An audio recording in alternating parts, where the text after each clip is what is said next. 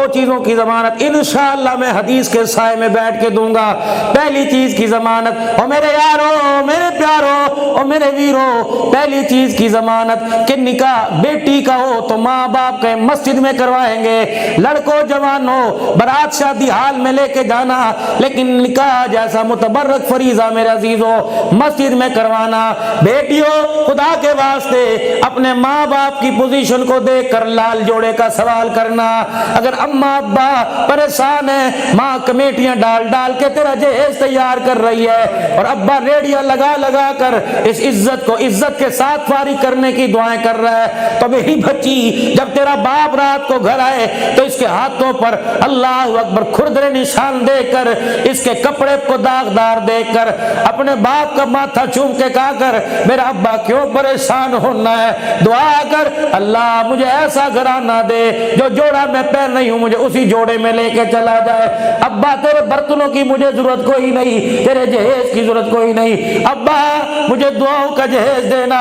پوری اسلام کی تاریخ میں ایک شادی ایسی آئی فرمایا ایک باپ اپنی بچی کی ڈولی اٹھا کر 3 میل تک چل کے گیا، روتا آ رہا تھا، آنکھیں لال تھی۔ جب بوئے پر آیا لوگ کہنے لگے اتنا کیوں رویا؟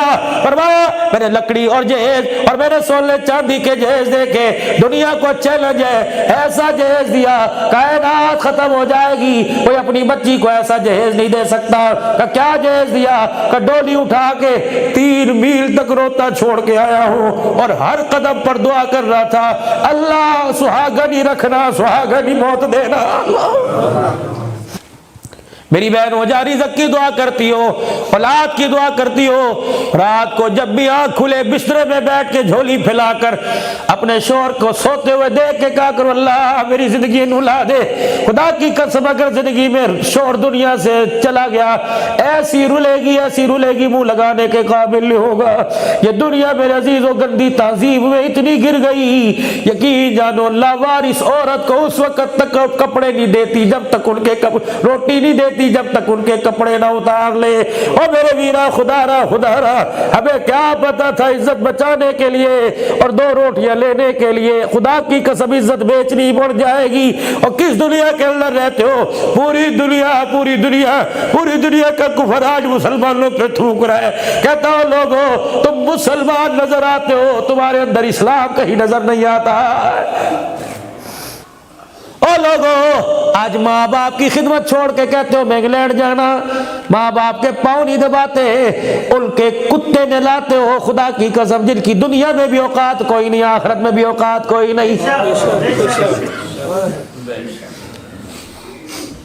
حضرت علی کے میرے سمیت سارے چاہنے والے حضرت علی رضی اللہ عنہ نے فرمایا کرما والا وہ بندہ، نصیبہ والا وہ بندہ، خوش نصیب ہے وہ آدمی جسے وطن کی روزی نصیب ہو گئی۔ کیا مطلب؟ صبح بچوں میں ناشتہ کر کے گیا، تھوڑا بہت کما کے شام کو بچوں میں آ کے بیٹھ کے کھا لیا، اس کا پیٹ بھی بھر گیا، اس کے بچوں کا اسے ساتھ بھی مل گیا۔ یہ کیسا آدمی ہے؟ ڈالر تو کما رہا ہے لیکن مرنے کے بعد بچوں کا کنڈا نصیب ہی نہیں ہو رہا۔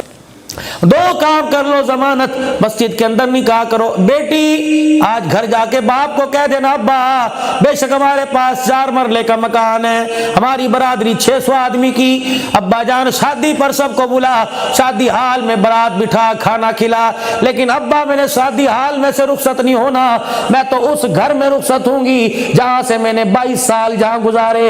ابا 22 سال میں 15 سال تو میں نے نمازوں کے سجدے کیے، 5 سال تو میں بیٹھی، ابا جان سحری افطاری میں قرآن پڑھا کرتی تھی، تسبیح پڑھیے میں درود شریف پڑھا کرتی تھی۔ ابا مجھے اس گھر سے رخصت کر جہاں کے درختوں نے مجھے قرآن پڑھتے دیکھا، ابا جان اس گھر سے مجھے رخصت کر جس کی چھت نے مجھے سجدے کر کے دیکھا۔ اللہ کی عزت کی قسم ہے یقین جانو جب دلہن بن کے جائے گی ساری یہ 15 سال کی رحمتیں تیری جھولی میں جائیں گی، پھر عزیزو اولاد آنے کا وقت ہوگا، آنکھیں کھول کے دیکھنا، بیٹی پیدا ہوئی چہرہ رابعہ بصریہ کا نظر آئے گا، اگر بیٹا پیدا ہوا چہرہ عبد القادر جیلانی کا نظر آئے گا۔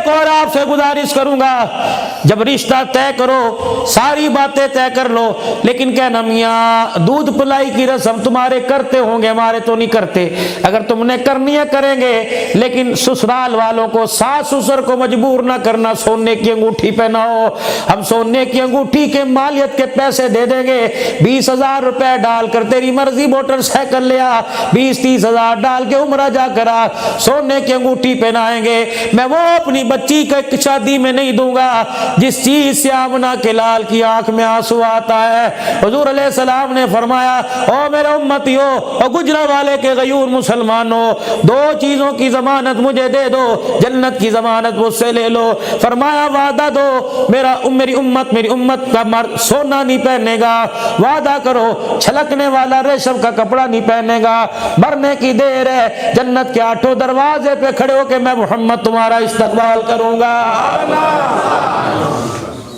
لاؤ نبی صلی اللہ علیہ وسلم کی سیرت۔ آپ کسی پروگرام میں جاتے ہو، کسی شادی میں جاتے ہو، ایک اتنا بڑا بینر لگا ہوتا ہے، اس پہ لکھا ہوتا ہے اہلا و سہلا مرحبا۔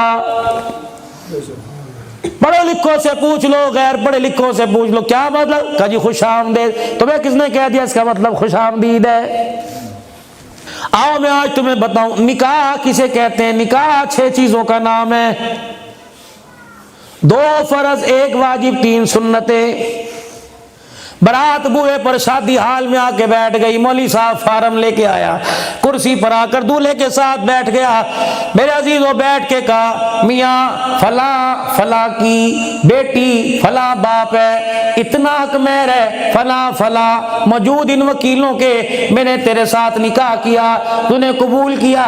مولوی صاحب نے آفر کی، لڑکے نے ایکسپٹ کیا، جی ہاں پہلا فرض 2 گواہ جو اس وقت موجود ہیں ان کا ہونا ضروری ہے، دوسرا فرض 1 واجب ہے۔ دروازہ بجا، کون؟ علی المرتضی، آ جاؤ اندر۔ ہاتھ علی آئے، ہاتھ باندھ کے کھڑے ہو گئے، حضور نے فرمایا خیر ہوئے، کملی والے بات شرم والی میرا بات کرنے کو دل نہیں کرتا۔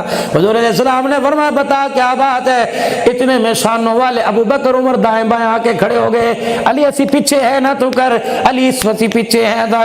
خدا کی قسم میرے عزیزو، خدا کی قسم میرے عزیزو، ابو بکر عمر نے کہا تھا علی ہم ہے نہ، فکر کرنے کی ضرورت کوئی نہیں، یقین جانو فاطمہ الزہرا رضی اللہ تعالی عنہ کا جو باغ کا آج رولا پڑا ہوا ہے، باغ کھا گئے، اور دور نبوت کے بعد صدیق عمر کے دور میں کوئی یتیم بے سہارا نہ رہا، محمد کے گھرانے والے کیسے بے سہارا رہ جاتے ہیں؟